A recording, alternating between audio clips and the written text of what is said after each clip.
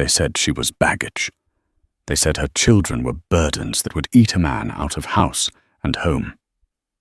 In the unforgiving winter of 1884, the town of Bitter Creek gathered to watch a family be torn apart by debt and cruelty. Every man in that saloon wanted the land, but no one wanted the widow, and certainly not her 5 starving children. But just as the gavel was about to fall, sentencing them to a life of separation and misery, a shadow stepped forward from the back of the room, a man feared by all, and his 6 words didn't just silence the crowd, they changed history. This is the true untold story of Silas Blackwood and the choice that shook the West. To town, the wind howled through the cracks of the livery stable, a mournful sound that matched the hollow ache in Sarah Miller's chest.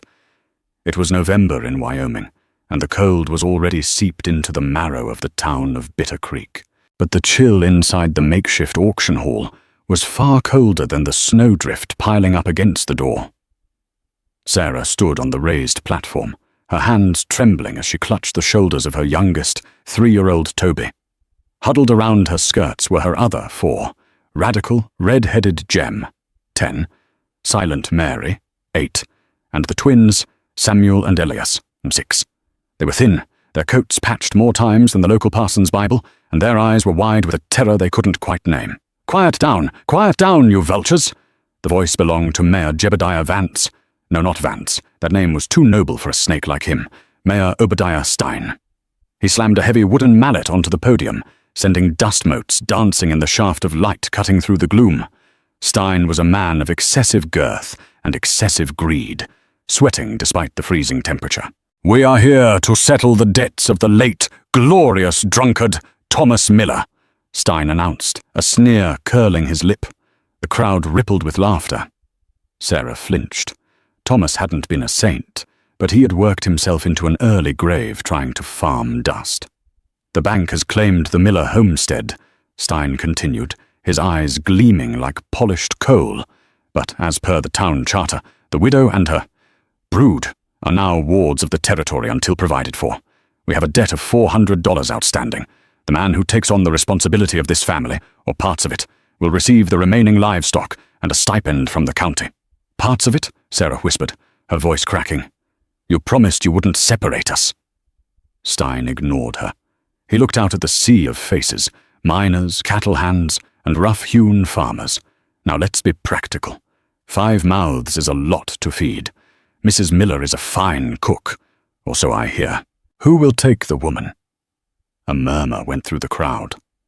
A man near the front, a rancher named Bill Halloway, spat tobacco on the sawdust floor. "I'll take the woman," Halloway grunted. "Need someone to mend clothes and cook for the hands. But I ain't taking no 5 brats. I got enough mouths to feed. I'll take the oldest boy," shouted a blacksmith from the back. 10 years old. He's big enough to work the bellows." "I can take the girl," a woman with a severe bun and a pinched face called out. "She can scrub floors at the boarding house." Sarah felt the blood drain from her face. She pulled her children tighter. Jem, the oldest, tried to step in front of his mother, his small fists clenched, but Sarah held him back. This was the nightmare she had prayed against. They were carving her family up like a Sunday roast. "No!" Sarah screamed, her voice piercing the smoky air. "We go together, or we don't go at all. I will work until my fingers bleed, but you cannot take my children." "You have no say, woman!" Stein roared, banging the mallet. "You are destitute. You are a beggar. Beggars don't dictate terms in Bitter Creek. We have a bid for the woman from Halloway, a bid for the boy from Smith. Who wants the twins?" Silence. No one wanted 6-year-old twins.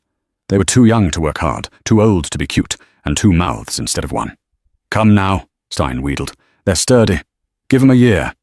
"Drown 'em in the creek for all I care," a drunkard shouted from the bar, eliciting a few dark chuckles. Sarah sobbed, sinking to her knees on the platform, wrapping her arms around all of them. It was a tableau of absolute despair. The town of Bitter Creek, usually a place of community, had let greed and hardship harden their hearts. They saw labor, not lives. Going once on the separation, Stein raised the mallet, to be divided amongst the highest bidders. The gavel began its descent. The sound of it hitting the wood would be the sound of Sarah's heart breaking forever. Thud. But it wasn't the gavel. The double doors of the livery stable swung open with a violence that cracked the wood.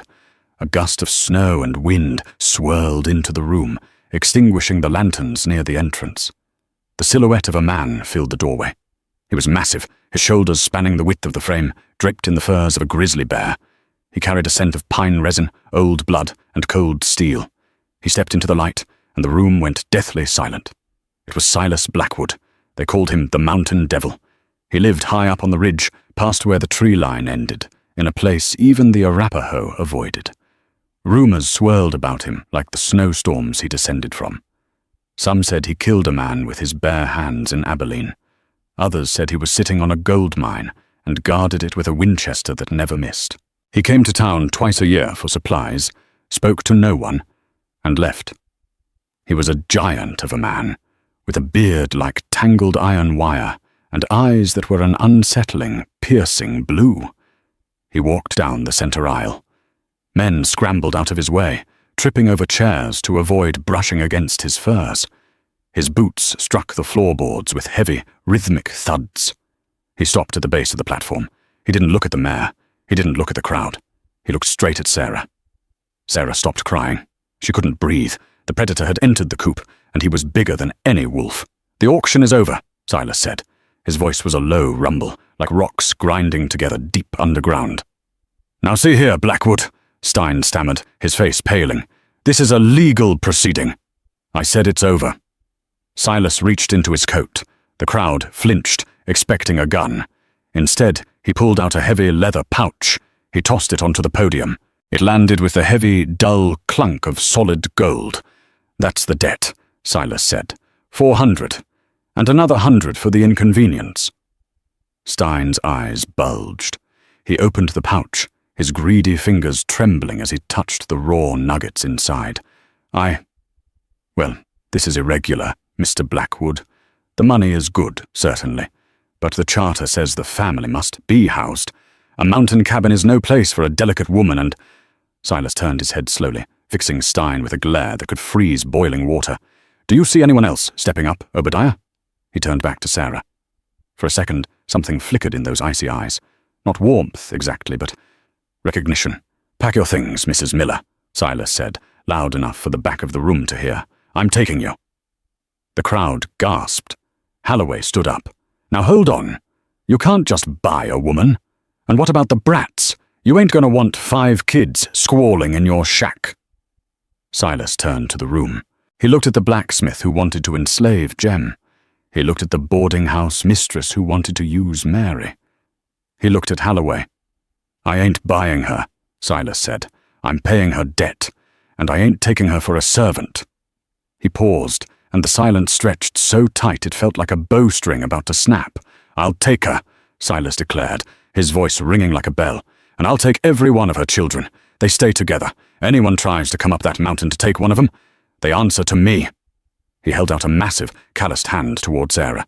Sarah looked at the hand. It was scarred, rough, and dangerous, but it was the only hand offering to keep her babies together. She took it.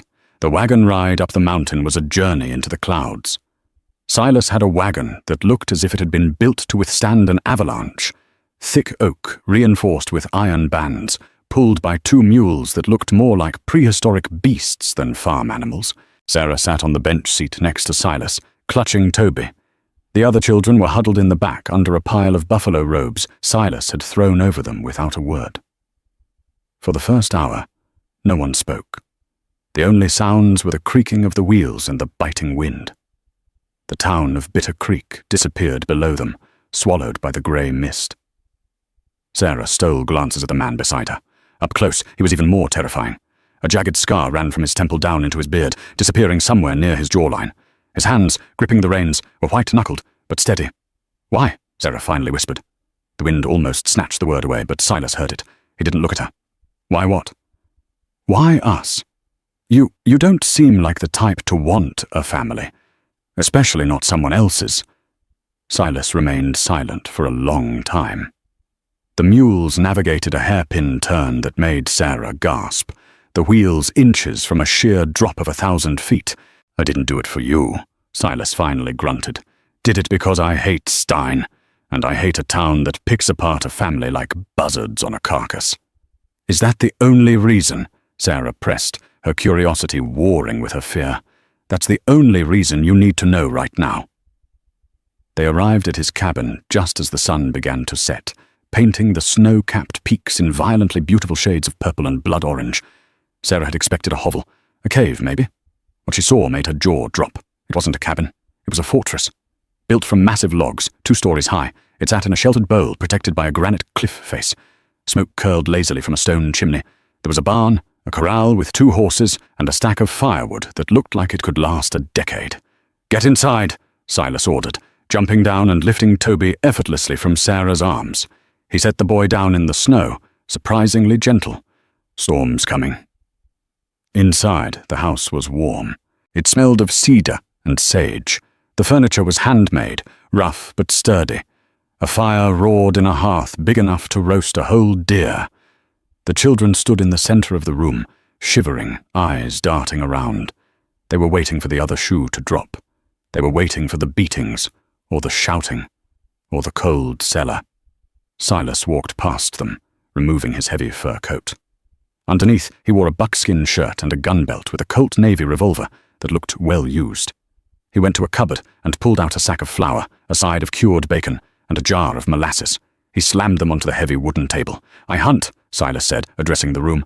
"I chop wood. I keep the perimeter." He looked at Sarah. "You cook. You keep the house. You keep the kids from falling off the cliff or getting ate by cougars." He looked at Jem, the 10-year-old. "You. Boy, what's your name?"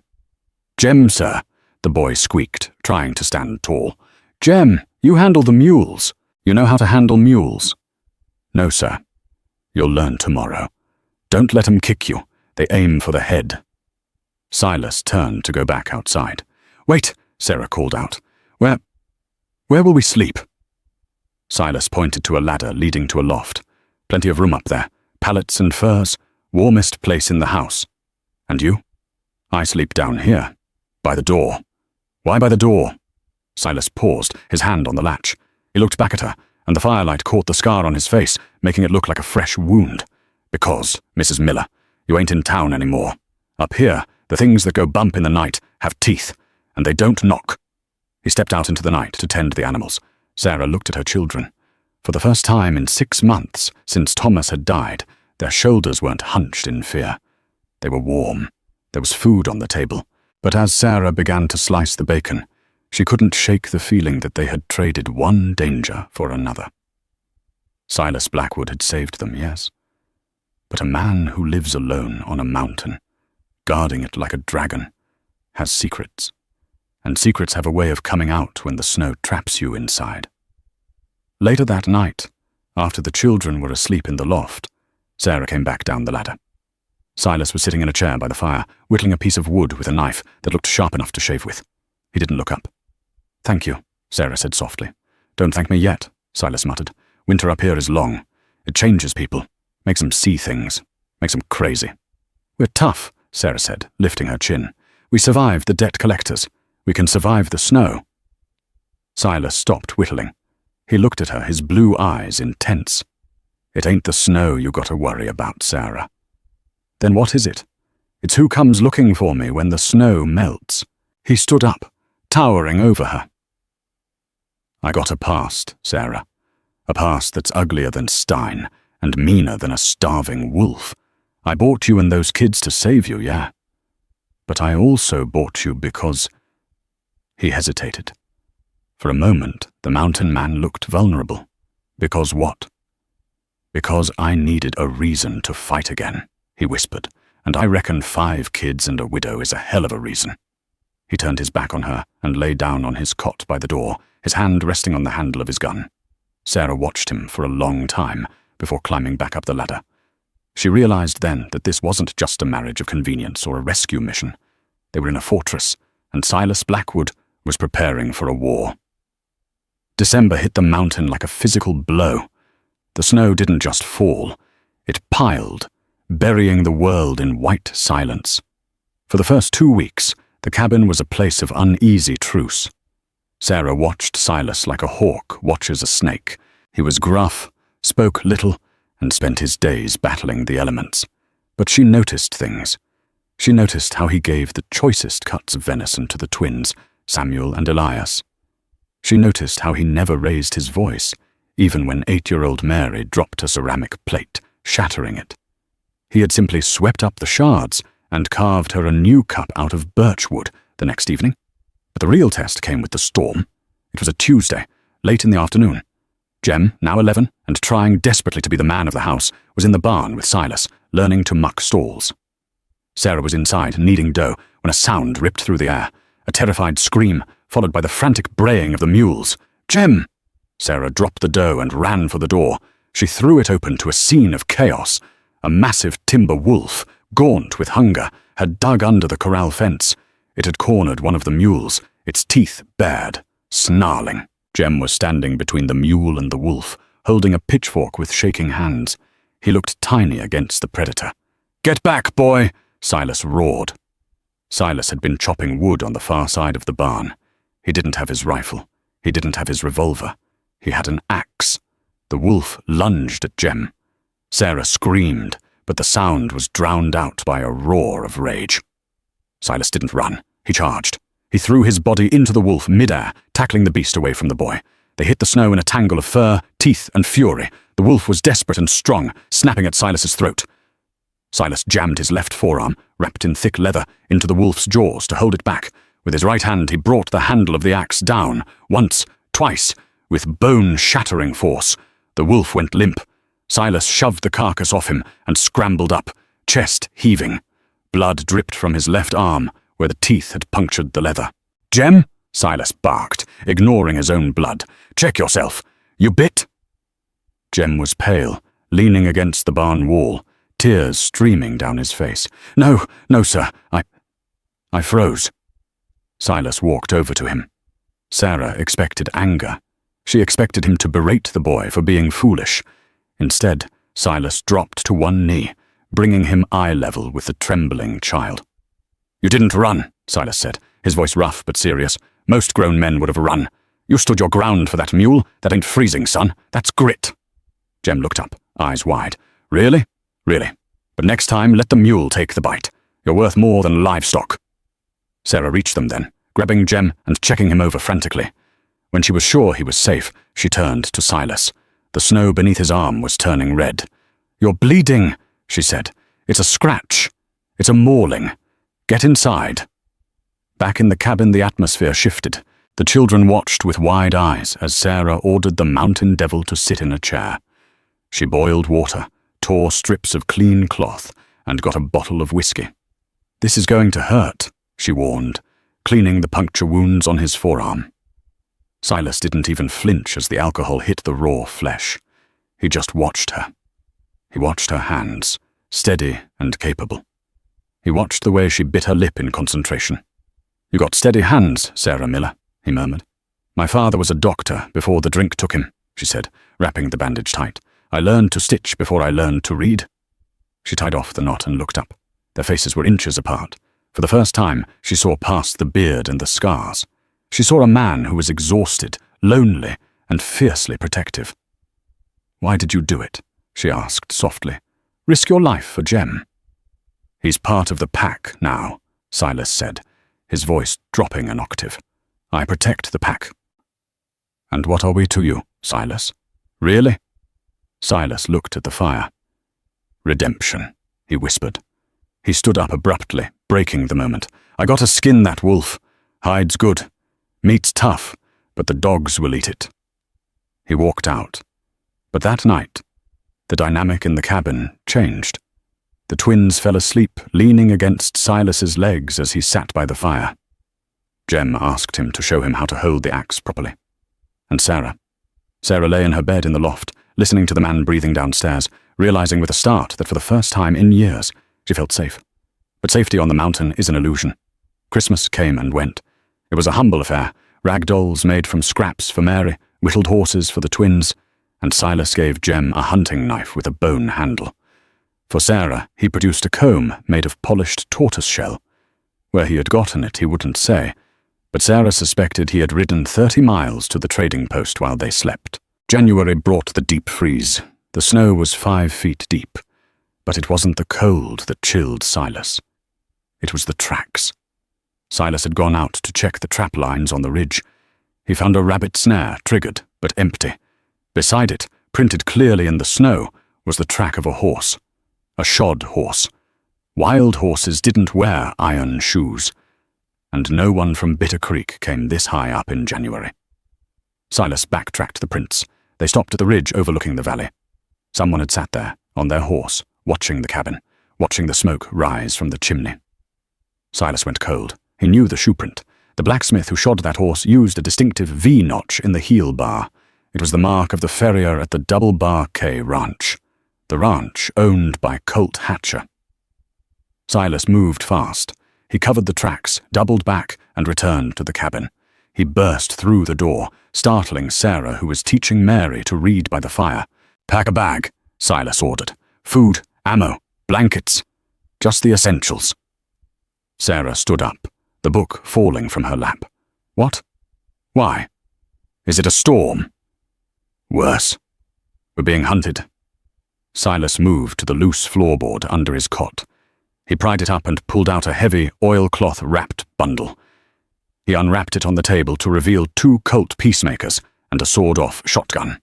"Silas, you're scaring the children," Sarah said, her voice trembling but firm. "Talk to me. Who is hunting us?" Silas checked the cylinder of a revolver, spinning it with a deadly click. He looked at Sarah, and the mask was gone. The mountain man was gone. In his place was a soldier. "My name isn't just Silas Blackwood," he said. 10 years ago, I was a marshal in Arizona. I went after a cattle baron named Colt Hatcher. He was burning out homesteaders, killing families who wouldn't sell." "Hatcher," Sarah gasped. "I've heard that name. He owns half the territory. He owns the law," Silas corrected. "I arrested his son for murdering a farmer. I had the boy in a cell. Hatcher's men. They came for me." Silas touched the scar on his face. "They burned the jail. They killed my deputy. They thought they killed me. They left me in the ashes. I crawled out, changed my name, and came up here to die alone." He looked at the children who were huddled together. "But I didn't die. And now Hatcher knows I'm alive. Someone in town, probably Stein, sent word. They know I'm here, and they know I have you." "Why does having us matter?" Jem asked, stepping forward, his hand on his new knife. "Because Hatcher likes to hurt things people love," Silas said darkly. "He thinks you're my family. That makes you targets." "So we leave?" Sarah asked. "No," Silas said. "If we run in this snow, we die. The wagon won't make it. The horses will flounder." He walked to the window and shuttered it, dropping a heavy iron bar across the frame. "We fortify," Silas said. "I built this cabin to be a fortress. Now it has to be one." He turned to Sarah. "I need to know, Sarah. If they come, can you shoot?" Sarah looked at her children. She looked at the terror in Toby's eyes.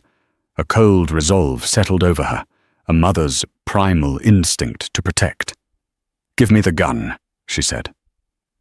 Silas handed her one of the peacemakers. It was heavy, smelling of oil and death. "They'll be here by sundown," Silas said, looking out a crack in the shutter. 6 of them, maybe more. Hired killers." He turned to Jem. "Jem, you take the twins and Mary to the root cellar. There's a trapdoor under the rug. You go down there, and you don't come out, no matter what you hear. Do you understand me? Even if you hear your mother scream. Even if you hear me die." "I can fight," Jem protested, tears in his eyes. "You can survive." Silas grabbed the boy's shoulders. "That is your job today. You keep them safe. If we fall, you are the father now." Jem swallowed hard, nodded, and herded his siblings towards the trapdoor. Mary looked back at Silas, her eyes wide, and for the first time in her life, she spoke a full sentence to a stranger. "Don't let the bad men take us." Silas felt his heart crack. He knelt down and kissed her forehead. "I'll send them to hell first, little one." As the trapdoor closed, hiding the children, Silas and Sarah were left alone in the dim light of the cabin. The wind howled outside, but beneath it, they could hear the rhythmic crunch of snow. Horses. "They're here," Silas whispered. "Silas," Sarah said, her voice steady. "If we don't make it, we make it," Silas growled, cocking the shotgun. "Because I ain't losing a family twice." A voice called out from the darkness outside, slick and arrogant, "Oh, Marshal, come on out, Silas. We brought you a housewarming gift." A gunshot shattered the window glass, burying itself in the log wall inches from Sarah's head. The siege of Blackwood Mountain had begun. The first shot had taken out the window. The second shattered the oil lamp on the table, plunging the room into semi-darkness, lit only by the dying embers of the fire and the moonlight reflecting off the snow outside. "Stay low," Silas roared, flipping the heavy oak table onto its side to create a barricade. He dragged Sarah behind it just as a hail of bullets chewed up the front door. Wood splinters rained down on them like deadly confetti. "Count the shots," Silas hissed, pressing his back against the table. "They're using Winchesters. 15 rounds. When you hear a pause, that's when you pop up. Aim for the center mass. Don't think about it. Just pull." Sarah gripped the heavy Colt peacemaker with both hands. Her heart was hammering against her ribs like a trapped bird, but her eyes were dry. She thought of Jem, Mary, and the twins huddled in the cold earth of the root cellar beneath them. Click. The firing outside stopped for a split second as the gunmen reloaded. "Now!" Silas shouted. He rose in one fluid motion, the shotgun roaring. The blast took out the top half of the door and sent a man screaming backward into the snow. Sarah popped up beside him. She saw a shadow moving by the window. She didn't hesitate. She fired. The kick of the gun nearly dislocated her shoulder, but the shadow crumpled. "Good girl," Silas grunted, ducking back down as a fresh volley of lead slammed into their barricade. 2 down, 4 to go. But the attackers were smart. They stopped shooting. The silence that followed was heavier than the gunfire. "Why did they stop?" Sarah whispered, her ears ringing. "They're flanking," Silas said, his face grim. "They know they can't take the front. They'll try the back, or the roof." Suddenly, a heavy thud shook the cabin. Then another. Footsteps on the roof. "Chimney," Silas realized. "They're trying to smoke us out." He grabbed a bucket of water from the wash basin and doused the fire in the hearth. Steam hissed and billowed, choking the room, but it prevented the attackers from dropping dynamite down the flue. "Sarah, watch the door," Silas ordered, drawing his hunting knife. "I'm going to welcome our guests." Silas moved to the back of the cabin, where a small ventilation hatch was cut into the logs near the ceiling. He waited in the shadows. A moment later, a boot kicked the hatch in. A hand reached through, holding a lantern to see inside. Silas moved like a striking viper. He grabbed the wrist, pulled with massive strength, and drove his knife into the arm. The man on the roof screamed, dropping the lantern. Silas fired a single shot through the open hatch. The body rolled off the roof and landed with a wet thud in the snow. "3!" Silas yelled. But as he turned, the front door exploded inward. A massive man, the foreman of the double-bar K, had rammed it with a log. He stumbled in, firing wildly. One bullet grazed Silas's ribs, spinning him around. The foreman leveled his rifle at Silas's chest. "Goodbye, Marshal," the man sneered. Bang! The foreman's eyes went wide. He looked down at the blooming red stain on his chest. He collapsed forward. Behind him, Sarah stood trembling, smoke drifting from the barrel of her gun. She had fired the saving shot. Silas looked at her, clutching his bleeding side. "You okay?" I killed him," she whispered. "You saved us," Silas corrected. He limped over to her, taking the gun gently from her shaking hands. "But it ain't over." The shooting had stopped completely. "Silas Blackwood!" a voice boomed from the darkness. It wasn't a cowboy's voice. It was polished, oily, and terrifyingly familiar. It was Mayor Obadiah Stein. "I know you're in there, Silas," Stein shouted, "and I know you're bleeding. We saw the blood on the snow." Silas moved to the shattered window, keeping to the shadows. "You're a long way from your desk, Obadiah," he shouted back. "I'm here to enforce the law," Stein replied. "You kidnapped that woman and those children. I have a warrant here for your arrest. Surrender, and the woman lives. Keep fighting, and we burn the cabin down with all of you inside." "He's lying," Sarah hissed. "He sold us to you." "He isn't lying about the burning," Silas said, looking through the cracks. "Look." Sarah peeked out. Stein wasn't alone. He had 3 more men with him, and they were rolling something out from behind the trees. It wasn't a weapon. It was a wagon loaded with barrels. "Kerosene," Silas said, his face draining of color. "They'll soak the logs. 1 match, and this place is a furnace. The cellar, the heat will suck the oxygen right out of the ground. The kids will suffocate." Sarah grabbed Silas's arm. "We have to fight them." "We have 6 bullets left," Silas said heavily, "and I can barely stand." He looked at the trap door under the rug. He looked at Sarah. The fierce warrior light in his eyes dimmed, replaced by a heartbreaking sorrow. "There's only one way they survive, Sarah."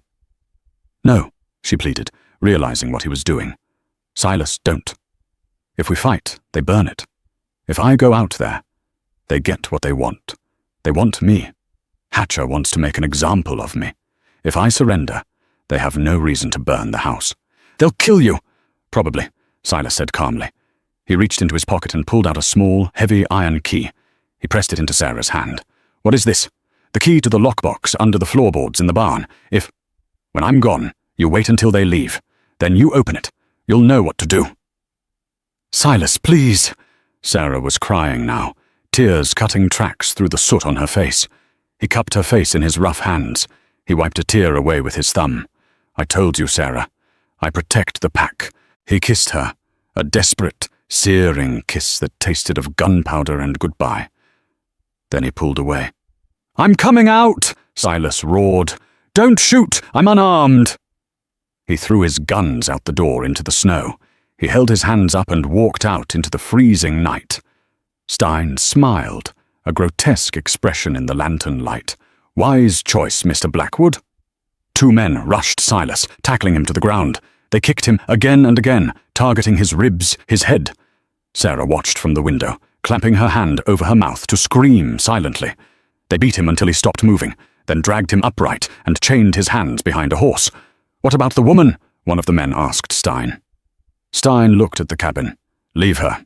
We took the mules. We killed the livestock. It's 20 below zero. Nature will finish the job for us. Besides," Stein chuckled darkly, "let her watch him get dragged away. It's a better punishment. Mount up," Stein ordered. "We're taking the prisoner to the double-bar quay. Mr. Hatcher has a long night planned for him." The posse mounted their horses. They tied the rope connected to Silas's chains to a saddle pommel. The horse jerked forward, yanking Silas off his feet. He stumbled, falling into the snow, and was dragged. "Silas!" Sarah screamed, running to the door. Silas lifted his head from the snow, blood masking his face. "Stay back," he choked out. "Stay inside."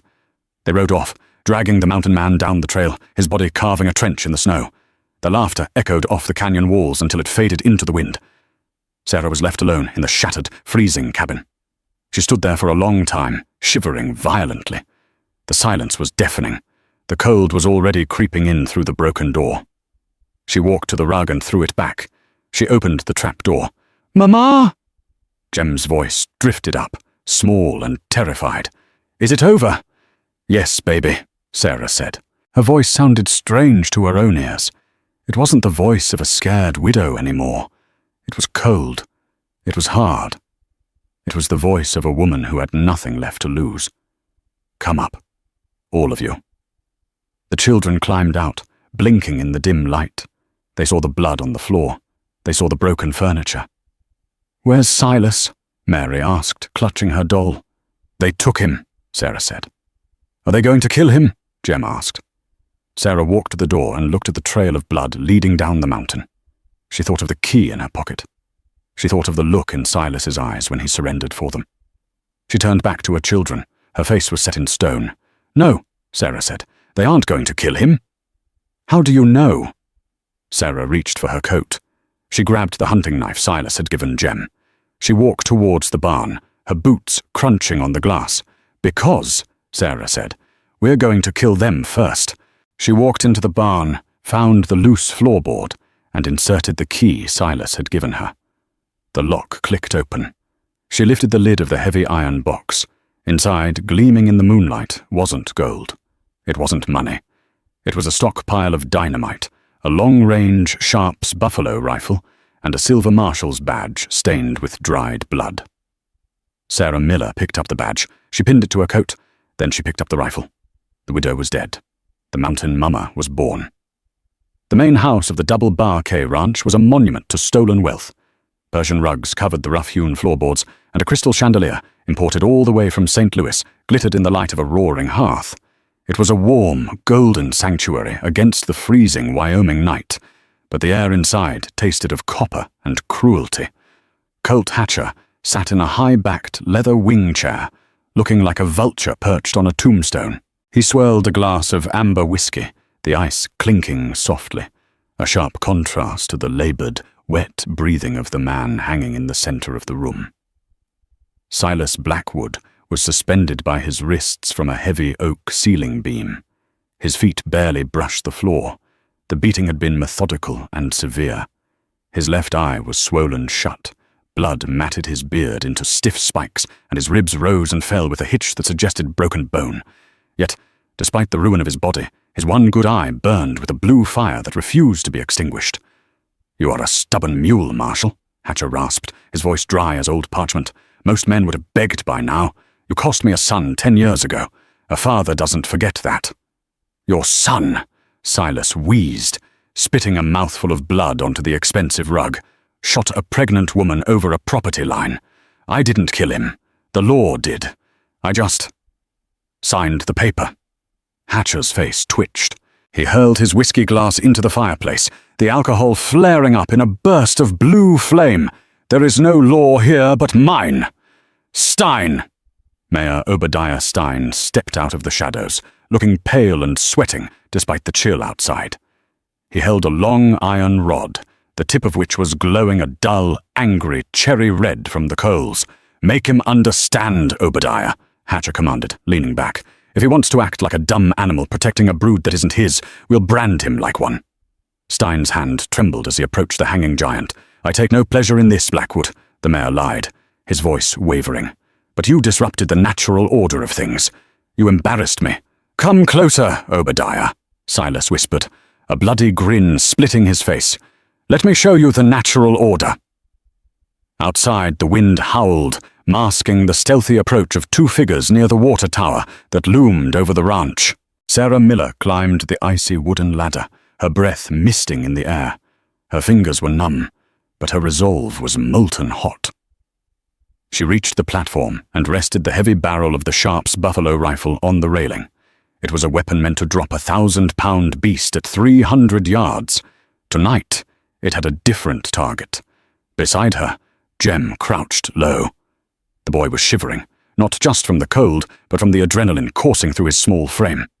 He clutched a bundle of dynamite sticks, their fuses braided together. "You remember the plan?" Sarah whispered, not looking at him, her eye pressed to the vernier sight of the rifle. "Yes, Mama," Jem said, his voice cracking before he steadied it. "Light it, count to 5, throw it at the bunkhouse to draw the guards, then run like the devil is chasing me." Sarah reached out and squeezed his shoulder. "No, you run like you're the man of the house. Go!" Jem scrambled down the ladder. Sarah adjusted her aim. Through the scope, she could see through the large bay window of the main house. She saw Stein raising the glowing iron toward Silas's bare chest. She saw the despair and the defiance. She didn't pray. She didn't hesitate. She simply exhaled, turning her heart to stone. "Not today," she whispered. Down below, a spark flared in the darkness. 5 seconds later, the night was torn apart. Boom! The explosion was deafening. The dynamite detonated against the side of the bunkhouse, blowing the heavy door off its hinges and collapsing part of the roof. The blast wave shattered windows across the compound. Men screamed in confusion. Horses in the corral reared and kicked, and the guards posted around the main house sprinted toward the fire and smoke. Inside the main house, the floor heaved. Hatcher gripped the arms of his chair. Stein stumbled, the branding iron swinging wildly. "What in God's name is happening?" Stein shrieked. Crack! The sound of the buffalo rifle was different. Sharp, thunderous, and final. The heavy lead slug punched through the glass of the bay window, missing Stein by inches. It wasn't aimed at flesh. It struck the iron chain link holding Silas's left wrist. The metal shattered under the impact of the high-caliber round. Silas dropped. His left arm was free. The sudden release of tension sent him to his knees, but only for a heartbeat. "It's a siege!" Hatcher screamed, fumbling for the revolver on the table. "They brought an army!" Silas Blackwood ignored the agony screaming in his chest. He ignored the blood. He capitalized on the chaos. With a roar that sounded more beast than man, he wrapped the length of the broken chain around his left fist. As Stein turned back, eyes wide with terror, Silas swung. The heavy iron links connected with the mare's face with a sickening crunch. Stein didn't even cry out. He was lifted off his feet and thrown across the room, crashing into a display cabinet of fine china. He slid to the floor, unconscious and ruined. Hatcher raised his gun, his hands shaking violently as he aimed at the giant rising from the floor. But he was too slow. Silas lunged, covering the distance in 2 strides. He knocked the gun away with his free hand and slammed Hatcher against the stone fireplace. He grabbed the cattle baron by the throat, lifting him until his boots dangled above the rug. "This," Silas growled, tightening his grip, "is for the life you stole. This is for the jail cell. This is for the fire." Hatcher clawed at Silas's wrist, his face turning purple, his eyes bulging. "Drop him, Silas." The voice cut through the violence like a knife. The front door had been kicked open. Sarah Miller stood in the threshold, framed by the orange glow of the burning bunkhouse behind her. She looked like a Valkyrie. Her coat was open, revealing the silver marshal's badge pinned to her chest. In one hand, she held the smoking Sharps rifle. In the other, she held Silas's own Colt Peacemaker, leveled at the room. Silas froze. The rage in his eyes battled with the voice of the woman he had come to love. "He deserves to die, Sarah," Silas rasped. "He's a disease." "He is," Sarah agreed, stepping into the room, her boots crunching on broken glass. "But you aren't the executioner. Not anymore. You're a father now. Don't let his blood stain the life we're going to build." Silas looked at her. He looked at the badge gleaming on her coat, the symbol of the man he used to be, worn by the woman who had saved him. His grip loosened. Hatcher slumped to the floor, gasping for air, clutching his throat. You can't do this!" Hatcher sputtered, coughing violently. "I own the judges. I own the governor. I am the law in this territory."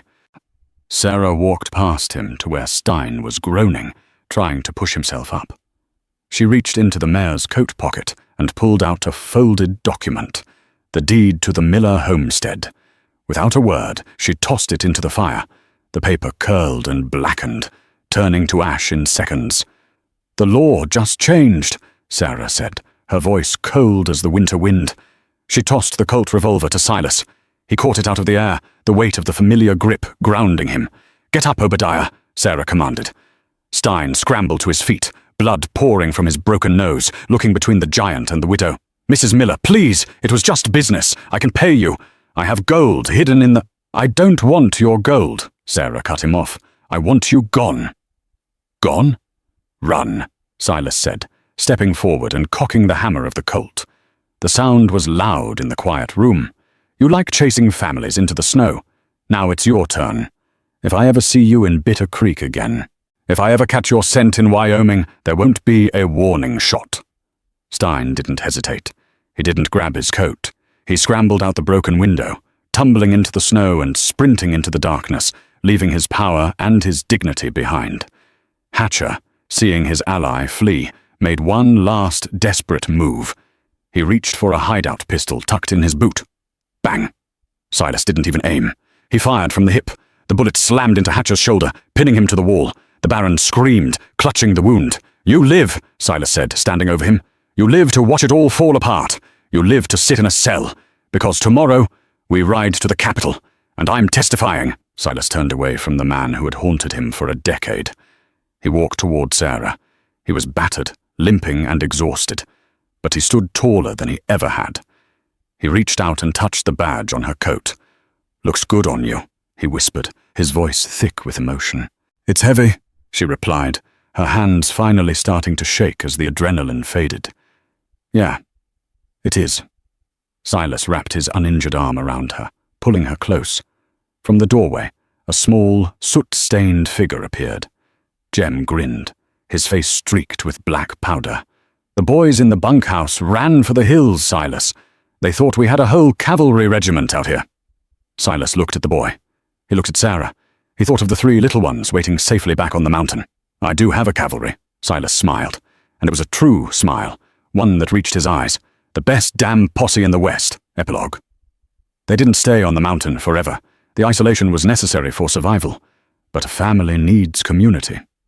With Hatcher arrested and his corrupt empire dismantled by federal marshals, and with Stein vanishing into the pages of history, the town of Bitter Creek underwent a thaw. Silas Blackwood and Sarah Miller were married the following spring when the wildflowers bloomed in the valley. It wasn't a grand affair, just the circuit judge, the children, and a few townsfolk who were ashamed of how they had acted and wanted to make amends. Silas officially adopted all 5 children, giving them the Blackwood name. Jem grew up to be a sheriff in his own right, known for a lightning-fast draw and a mercy his father had taught him. Mary became a schoolteacher, ensuring no child in the county ever went unnoticed or unloved. The twins, Samuel and Elias, took over the land Silas had claimed, turning it into the finest horse sanctuary in Wyoming. But the legend of that winter night never faded.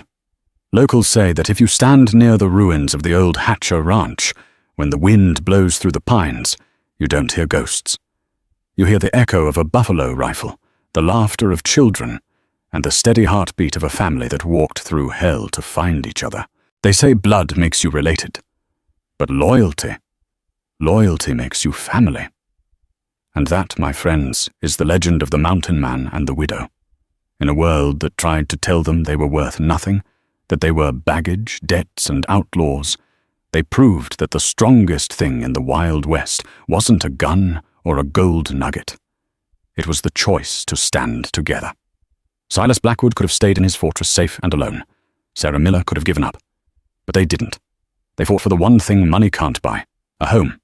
It's a reminder to all of us that sometimes the family you choose is the one that saves your soul. What do you think? Did Stein get off too easy? Or is living in fear a worse punishment than death? Let me know in the comments below. If this story moved you, please hit that like button. It really helps the channel grow. And if you want more stories of grit, survival, and hard karma, make sure you subscribe and ring that bell so you never miss a tale. Until next time, keep your powder dry and your loved ones close.